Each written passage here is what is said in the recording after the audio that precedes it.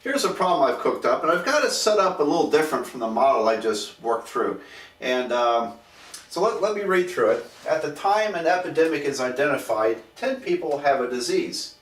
After 1 week, 40 people have the disease. It is estimated that 1,000 people will get this disease. Okay, so I'm going to work with my logistic function model and come up with a function which describes the number of people who have the disease.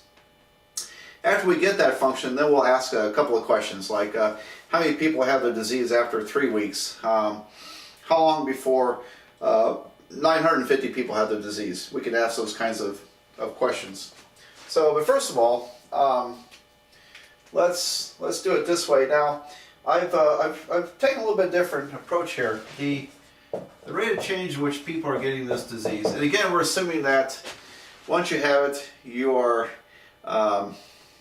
contagious, and that no one dies or moves away out of the population. So again, very simple, simplistic assumptions here about it. But anyway, it's a great simple application of differential equations.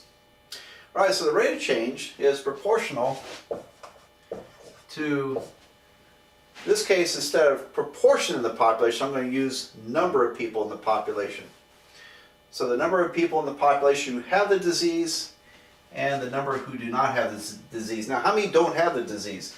That would be the 1,000 minus y, because we expect 1,000 people are going to get it when all's said and done.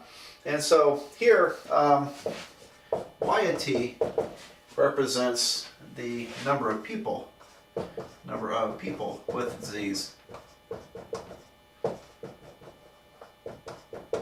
And instead of proportion, instead of percent, I'm using actual number of people. So that changes the model a little bit. And so let's work through it here. I'm going to again divide here. And multiply by dt. So it's very similar to the model I just worked out. And this is k dt.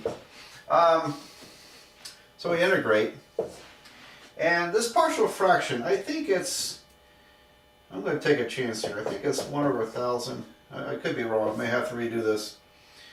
I think it's 1 over y plus 1 over 1,000 minus y dt. It's equal to integral of k dt. All right, I want to check myself. If I add these fractions together, I'll have this product as a denominator. I'll have 1,000 minus y plus y. The y's will cancel. I'll get 1,000. I need to divide the 1,000 out. So I get 1. 1 over this product.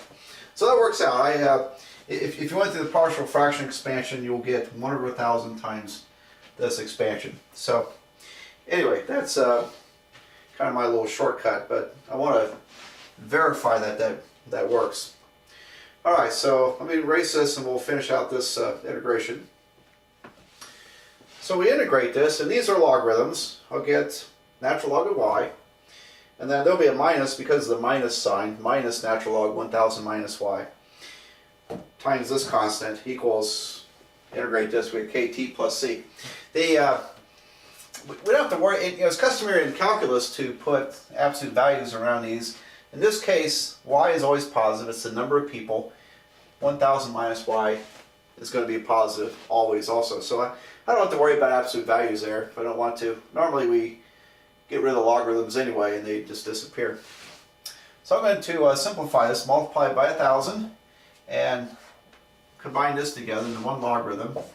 Natural log of y over 1,000 minus y is equal to 1,000 k times t plus 1,000 c. Now there's a good question for us. The 1,000 c I could just rename that as c, couldn't I? It's a constant. What about 1,000 times k? Can I just call that k, rename that constant as k? And I think we can. I'm thinking we can. But I think I won't, because k sort of represents a growth rate. And I think I'm going to keep the 1,000 here. We might be okay. But k is sort of a growth rate. It may give us some interesting information. So I'm going to leave that alone. But I'll rename this as constant c. So hope you're all right with that.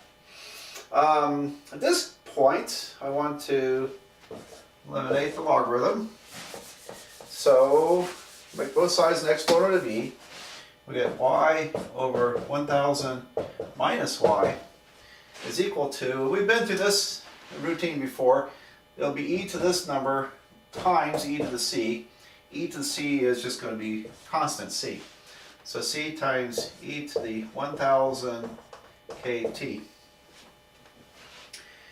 And what can we do at this point? Can we do a little simplifying? I haven't solved for y yet, but our first basic assumption was that the initial value was 10. There were 10 people at the very beginning. So if I plug in 0 for t and 10 for y, I have 10 over 1,000 minus 10 is equal to c. Because if I put 0 here, it's e to the 0, which is 1. And so c would be 10 over 990, or 1 over 99. Okay, so my constant c is 1/99th, for what it's worth. All right, so let's proceed from there. I'm going to change this to 1 over 99. I'm not sure that was the best move, but we'll see what happens. I normally wait till I'm done to plug that in, but I thought I would change it this time. Alright, I'm trying to solve for y, so I'm going to multiply by 1,000 minus y. Y is 1/99th e to the 1,000 kt, parentheses 1,000 minus y. And here's another question. Can we plug in the next initial condition? Because we said after 1 week, let me, 1 week, there were 40 people infected. And so we could plug that in and attempt to get k at this point. I don't know if that's advantageous. I think I'll leave that alone. I'm going to first solve for y, and then I'll plug that in. So we could take different approaches to solving this, and so I feel like I've been slightly disorganized here. Let me put my assumptions. Initially we had 10 people, and after 1 week we had 40 people. So those were initial assumptions. All right, so let's see if we can get y fleshed out here. I need to multiply through, so I have y equals to 1,000 over 99 times e to the 1,000 k times t, and then minus 1 over 99 times e to the 1,000 kt times y. All right, so how about we multiply everything by 99? And that way we'll have 99y, and like 99 bottles of beer on the wall, we have 99 y's equals to 1,000 e to the 1,000 k times t minus e to the 1,000 kt times y. 99 is canceled. So if I bring this over, 99y plus e to the 1,000 kt times y equals to 1,000 e to the 1,000 kt. I'm going to factor out y and divide by 99 plus e to that number. So we're getting there. We're getting to the logistic function. So again, I'm going to factor y out.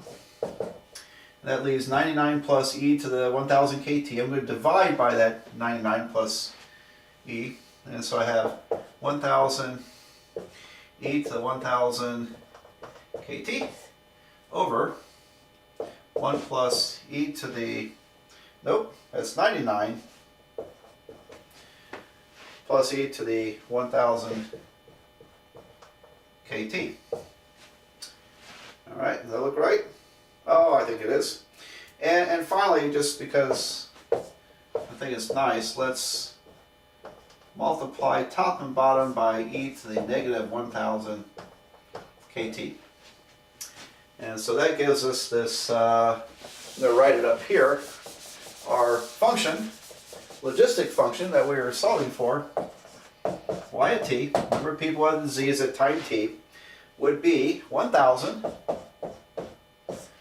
divided by, this will be 1, I'll multiply these together, 1 plus 99 e to the 1000 kt. Negative 1000 kt. There we go. So there's our function. And you can kind of verify, if I put 0 in for t, this will be a 1. 1 plus 99 is 100. 1000 divided by 100 is 10 people. So that, we haven't made any mistakes that way. And now, if I plug in this condition here, y at 1 equals to 40, after 1 week 40 people had the disease, then I think that's going to allow us to figure out what our growth factor is, k. So y at 1 would be 1000 over 1 plus 99 e to the negative 1000 k times 1, and this equals to 40. So we've got to solve that little mess. So I'm going to multiply by my denominator and divide by 40. 1000 over 40 equals 1 plus 99 e to the minus 1000k. Let's see, 1000 divided by 40 is going to be 25, isn't it? That's 25. Nice, nice numbers here. So if I subtract 1, I get 24. And divide by 99, I'll have 24 over 99 is equal to e to the minus 1000 k. All right, so there we go. Now we at this point we could kind of take two paths here. We could solve for k, and that would probably be the kind of the normal thing to do. Let me solve for k. So I would take the natural log of both sides. Natural log of e to the minus 1000k. And natural log of e cancel on the right. If I divide by negative 1000, k is equal to this natural log, 24 over 99, divided by negative 1000. And okay, we'll get a k number. Let me see. Natural log, 24 divided by 99, divided by 1000, negative, would be k is approximately 0.001417. Now, I recommend when you work these exponential problems, go to 4 significant places. Not 4 decimal places, but 4 significant places. So it's 0.001417 rounded off. And when you have 4 significant digits, then you get pretty good accuracy. And we can do it that way. So that would allow us to rewrite this thing. And so let me write it that way. This would be, oh boy, well, do I want to erase that? I think so. Y of t is equal to 1000 over 1 plus 99. Now, if I multiply this by negative 1000, then that shifts the decimal point over to minus 1.1417. So this is e to the minus 1.417t. There we go. So that's one solution to the problem. Now, I mentioned that there was another way of approaching this, and since e to the minus 1000k is exactly 24/99, then this term is 24/99 raised to the t power. So I could rewrite this as 1000 over 1 plus 99 parentheses 24/99 raised to the t power. Okay, and so actually this is more exact than that expression, isn't it? Now this looks like the logistic function as is commonly written, but here's an alternative way of writing that. So leave that up to you how you want to deal with that. But now we can answer some questions. How many people have the disease, for example, after 3 weeks? All right, so I'm going to calculate this.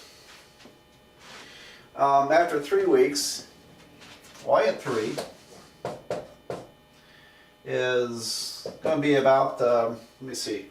First I'm going to use this expression up here. So I have 1000 divided by parentheses 1 plus 99 e to the parentheses 3 times negative 1.417 close parentheses again, and I get 414.8 people. Let's round it up and call it 415. Okay.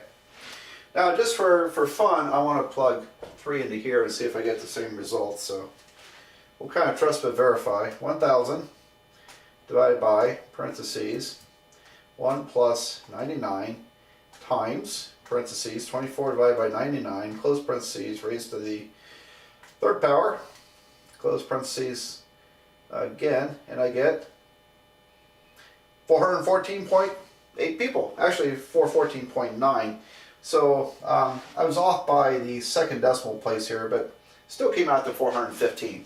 So this really is exact. This is because I rounded off, is just a little bit off, but close enough. So we can answer this question. There are 415 people with the disease after 3 weeks.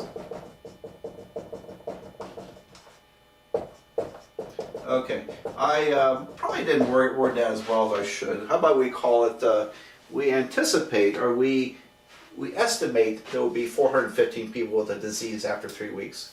Because this is, it's a model.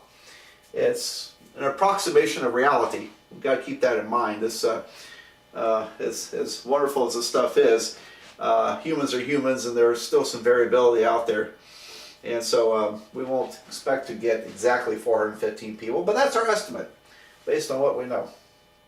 Okay, I want to answer one more question. How many weeks before 950 people have the disease? So in other words, I want to solve this equation here. I want to solve y at t equal to 950. How many people have the disease after how many weeks will 950 people have the disease? Alright, so now I've got a quandary. Do I set 950 equal to this one or to that one? Okay, let me go with this one because that's kind of interesting. So I'm going to set 1000 over 1 plus 99 parentheses 24 over 99 raised to t equal to 950 and solve it. Okay, so I'm going to multiply by this mess, divide by 950. So I get, I need to do some erasing here. Like I said, I multiply by this term and divide by 950. Here's where we are. I'm now going to subtract 1 and then divide by 99. So I have 1000 over 950 minus 1 divided by 99 is equal to 24 over 99 raised to the t power.